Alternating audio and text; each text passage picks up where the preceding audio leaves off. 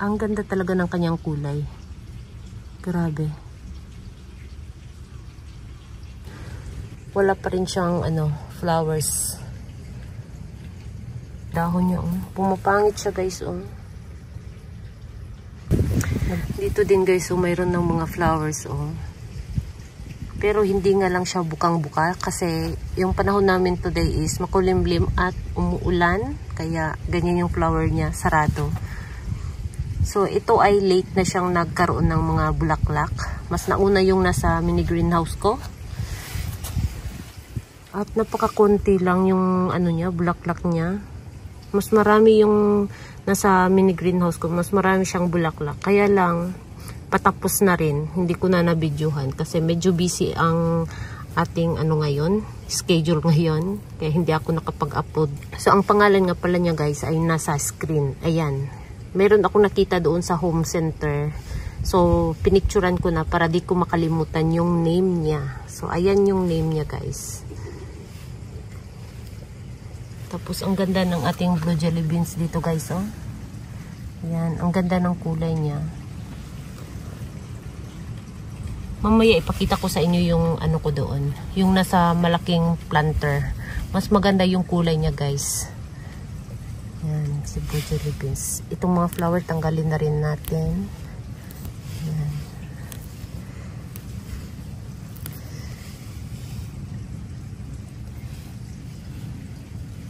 Ito mga Adolphe yan, guys. Tanggalin din natin yung flowers. Yan, tinatanggal ko yung bulaklak. Hindi ko na inaantay yung mag-ano pa siya, bumuka. Yan. Ayan. Ito nagkaroon ng frostbite. Ito, ayan frostbite yan, guys. Pero dito sa stem merong bagong mga babies na lumabas. Yan, na frostbite siya.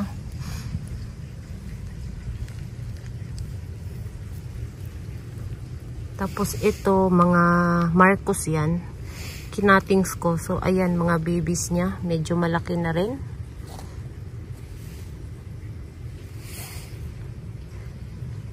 Itong naghihingalo dito, si yan, Ronyoni Eye. So, ito, hindi ko na tinatakpan ng frost cloth. Kahit nagkakaroon kami ng minus 3 degrees. Ayan, natamad na ako, guys. And then, medyo busy din ako. So, ayun, hindi ko na siya natatakpan ng frost cloth. So, ayan, hinahayaan ko lang. Pero so far, okay naman siya. Maliban lang dito kay, ito. Maliban lang dito, nagkaroon ng frostbite. Pero okay lang kasi yung stem niya matigas pa rin. And, meron na namang bagong baby. Ayan. So, okay lang yan. Ito si ice plant. Wala pa rin siyang, flowers. Parami lang siya ng parami. Pero wala siyang bulaklak. So, ang kulay ng bulaklak nito ay yellow. Wala siyang bulaklak. Kung kailan siya makapal, saka siya walang bulaklak. Last year, meron siyang bulaklak. Siguro napakakonti lang. Hindi umabot ng 5 yung nag-bloom. Yan. Pero ngayon, di ba? Napakakapal na niya. Pero wala siyang flowers, guys. Nagkakaroon lang siya ng maraming ganito. Mga babies. Naglabasan sa stem. Tapos ito si Moon Glow. Graftoberia. Yan. Hindi pink yung Moon Glow ko dito.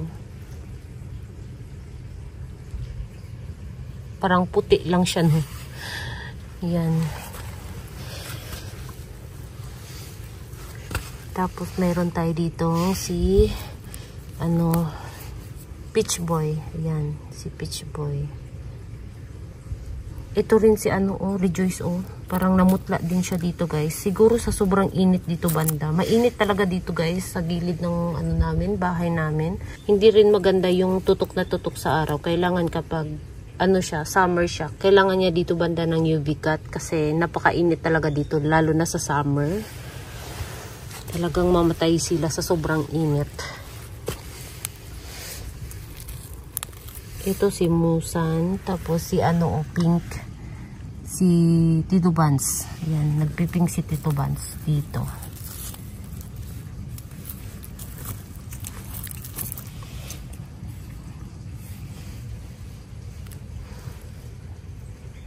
Ito si ano to, si Pachyphytum compactum.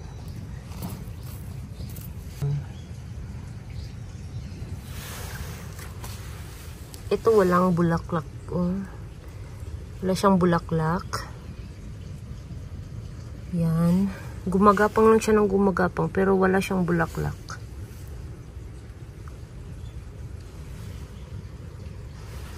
Ito medyo malaki na yung babies niya guys. Si Robra. Pero yung mga dahon niya pumapangit siya guys.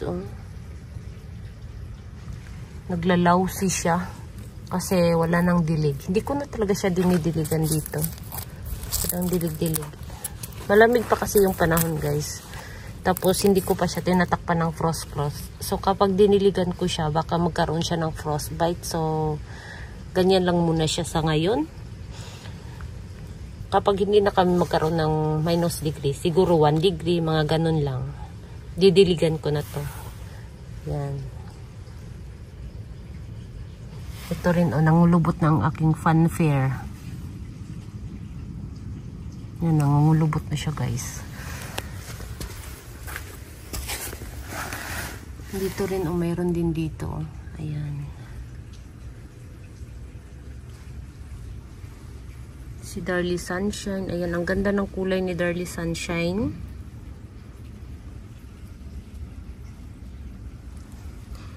So, ito tinusok ko lang to dito. Ganito yung ano ko, tinusok ko dito. Tapos ayan, napakakapal na. Hindi man lang umabot ng 1 taon. Ayan na siya kakapal guys.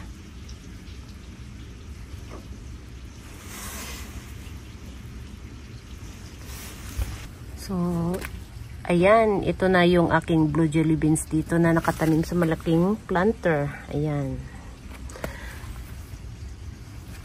So, napakaganda ng kanyang kulay, guys. Sobrang ganda talaga ng kanyang kulay, guys.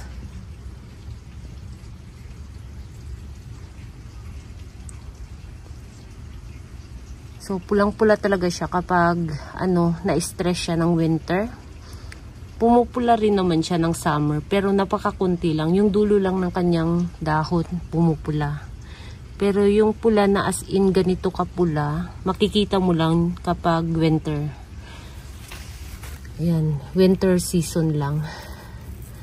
Stress sa sobrang lamig. So, iba yung hitsura niya sa stress na hindi mo diniligan at yung stress na dahil sa sobrang lamig. Ibang-iba. So, ayan yung kanyang kulay. Ayan, di ba? Napakaganda.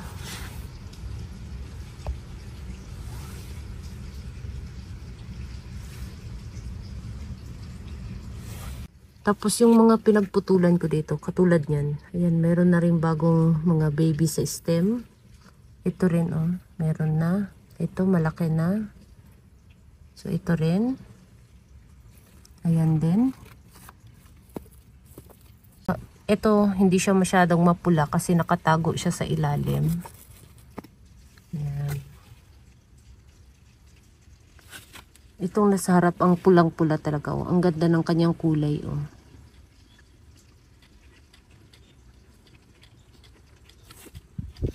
Tapos ito si Supreme. Tingnan niyo ang kulay ni Supreme. Hindi na siya green guys.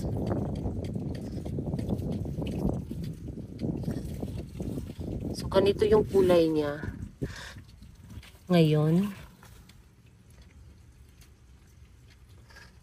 So, ayan yung kulay niya, guys. Ang ganda talaga ng kulay niya.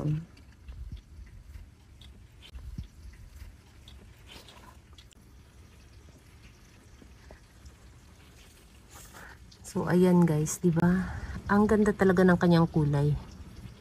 Grabe.